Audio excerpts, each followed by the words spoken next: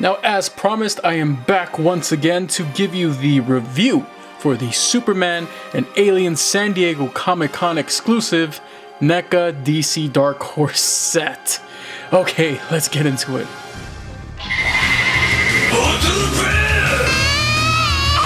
She's my cousin?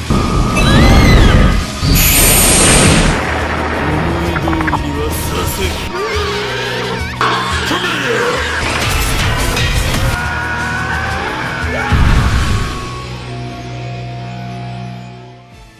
First of all, thank you all for tuning in. If you like what you see here, maybe subscribe to the channel. And for those of you who are subscribed, do head on over to the channel and hit the notification bell so that you're up to date on the latest videos as soon as I upload them. Also, head on over to my updated Facebook page to show your support on there. A link in the description will be down below.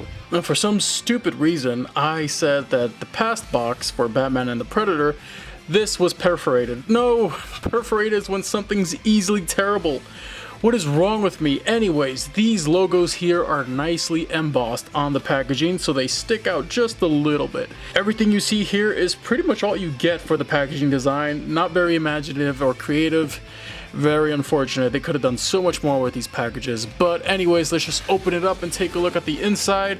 And as you can see, we have Superman and the Alien. So let's get them out of there.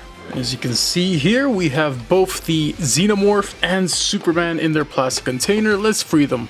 Something going on down here? What's that all about? Let's get into the paint details and sculpt first, and then we'll move into the articulation. You thought I was kidding about NECA reusing sculpts and parts?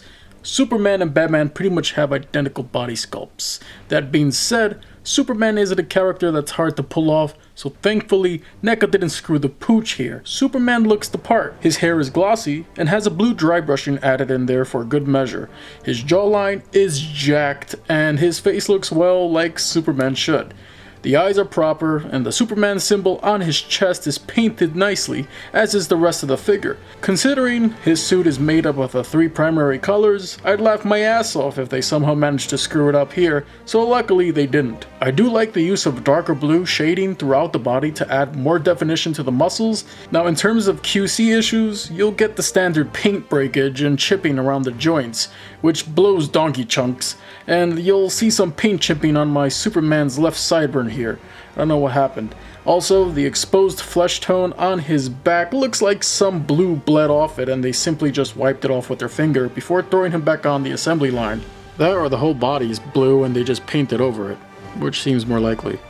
The elastic fabric for the cape looks alright, along with the yellow Kryptonian symbol decal applied to it. Overall, this Superman looks about as good as a classic style Superman should. Now I know what you're thinking. I could just reuse the AVP Warrior sculpt for this, and that's where you're wrong. After comparing the two side by side, you can see where the Xeno is different. Not just in the paint, but in these sculpt parts are modified from the AVP Warrior, and I'm okay with that. If it ain't broke, don't screw with it. But for example, you see how the legs on the AVP Warrior are made with 3 segments, including the foot? This newer Xeno is using 4, which gives it more of a chicken leg kind of look. We're pretty much looking at a preview to the much anticipated Resurrection Alien here. Now the paint job here is what made me want to keep this alien the most. The dome, while not translucent like I would have preferred, has a beautiful black to purple gradient, and I love it. The rest of the body is done with a glossy black wash with dull purple highlights to accentuate the details in the sculpt. You'll also get some beige and light salmon paint thrown in there for good measure. The teeth and claws are all painted metallic silver, like they should. And oddly enough, the tail also has some blue paint mixed in there for some reason. But overall, I really do like the Xenomorph now that I've gotten up close and personal with it. Now for Superman's articulation, there's no neck joint, but the head can move around pretty well. You can only look back around that much, look down that much, left and right of course, and you can kind of tilt it side to side. Moving on. The ab portion of Superman can bend back about that much, and can bend forward that much. You don't want to stress it too much, but yeah, he moves around a pretty good amount. Rotation at the waist as well. Moving on to the arms, and this is where you're going to find the most issues out of the box. Now, because of the paint, of course, getting into the joints, and I mentioned this in my last review, you're going to get a lot of breakage there and paint chipping, which is never good. But with that, you can get Superman's arms to go up a good amount. There is bicep swivel there. Oh man, the double joint on the elbow was a pain in the ass to get moving, but I finally got it moving. Now, if you're having a hard time getting this joint to move, don't be afraid to heat it up once again. The wrist, of course, swivel, hinge combo, but you can get him to do these splits. Some very stubborn thigh swivel. Not dissimilar to that of Batman. You can get him to kick forward that much, kick back that much. Some slight swivel on the boot. You can see here on the foot that the paint is rubbing off there at the joint. You can actually see it collecting there at the tip. Yeah, that really does suck. But you can, with that, get the foot to move forward and back. More back than forward, actually. You get some very awkward pivoting going on here. And unfortunately for me, the toe hinge just does not want to work. Like, I'm trying to stress this sucker as much as I want to, and even more so with hot water, it still didn't want to budge. So yeah, good luck trying to get that toe hinge to move. Now for the Xenomorph. The head was a pain in the ass to start moving, but I had to hot water him up. His head moves back that much, moves forward about that much. Probably get more out of it if you heat it up some more, but this is all I can get in terms of the head movement, moving back and moving forward. Rotation there as well.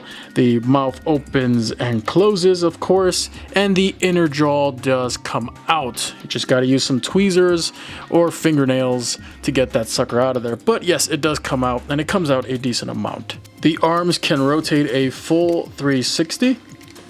You can actually move them up. There is some swivel here at the elbow. You also get a double bend there as well, which is good. And the hand can move on this hinge here. It can rotate as well. And you can get some movement here on the inner two fingers, which is nice. You can get some rotation at the upper abdominal area. The legs is where, unfortunately, I have the most issues with my alien. They can spread out quite a bit. You can rotate them up that much, probably even 360, but I'm not going to even chance that because it'll start rubbing up against the sculpt. Here at the legs, like I said before, is segmented into 4 different parts. So you have this main thigh part here, you have some swivel at this joint right here. Unfortunately for me, this joint is very loose, and it's quite concerning over time that this is not going to hold up well on my shelf. So that is unfortunate. Hopefully that's fixed for the Resurrection release. I'm not keeping my hopes up though. You do get a bend here, and there is a hinge here as well as rotation. Then onto the foot, which on mine, this is also kind of loose, and I'm not feeling it. Unfortunately for this foot, you can rotate it, but you can't really move it forward and back. So yeah, there is toe hinge here though, so that's always nice. And for the tail, you get a rotation here at the base. And of course, NECA uses their typical bendy wire, but big but here, this has to be one of the most stubborn bendy wires I've ever seen on an alien figure. This thing is just very sturdy, but it just doesn't want to give way. It's not impossible to move, but it makes me very uncomfortable. And with that, I don't want to move it too much because I'm afraid of that bendy wire just snapping at some point. So yeah, articulation for the alien is all right, but it could be better and a bit more sturdy in certain areas. This just makes me sad. Now, unfortunately for the accessories portion, we get a absolute paltry selection here. Only accessories for Superman, along with his default fist. Superman also comes with these karate chopping hands, an alternate head where his mouth is open and teeth are clenched, and this small blast effect piece that it'll fit in. and that just looks that looks kind of weird if you ask me. But of course he does come with the full laser beam with a cool little blast effect at the very end, and this is nice. It just fits into the eye sockets, which is always good. So yeah, I mean, that looks a lot better if you ask me. And the laser effect pieces are also done in a translucent red plastic, which is nice.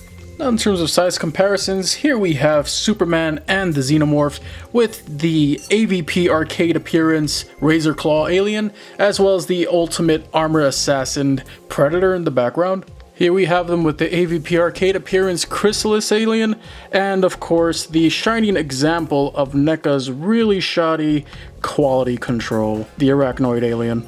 And this is done with the SH Figure Arts Super Saiyan Blue Vegeta, and it's a bird, it's a plane, no hits, that Jack's Pacific Rodan! And this is done with the San Diego Comic-Con exclusive Batman vs. Predator set that I just reviewed. Now, I actually do like this set, however, much like the previous set, the QC issues that accompany these two can really drag it down. Superman is about as classic as they come, and stubborn joints can be worked around with the proper care and heat treatment. And I'm really digging the alien here. The resurrection sculpt is a nice surprising choice, and the paint scheme they chose for it sets it apart from the rest.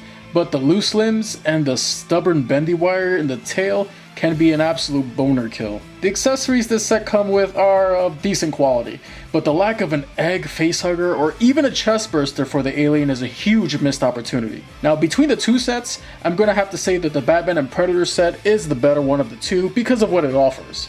This set, while lacking, isn't all bad news though, but at the same time, it isn't essential to anyone except the diehards like myself. So be on the lookout for those looking to sell them individually if you're only interested in one or the other. And with that, I bring the reviews for the San Diego Comic-Con 2019 NECA Darkhorse DC versus sets to a close. That's a mouthful. Honestly, I wish they packed the Alien and the Predator together, but from a marketing standpoint, I can see why they didn't. Regardless, I hope you all found this review helpful. If you did, maybe hit that like button and sub to the channel. Collect everything, connect everything, and thank you all for tuning in. Ciao! Oh, for fuck's sake, man. I fucking hate this fucking lamp. When am I gonna get some actual fucking lights that are gonna work? Fucking work. Fucking piece of shit.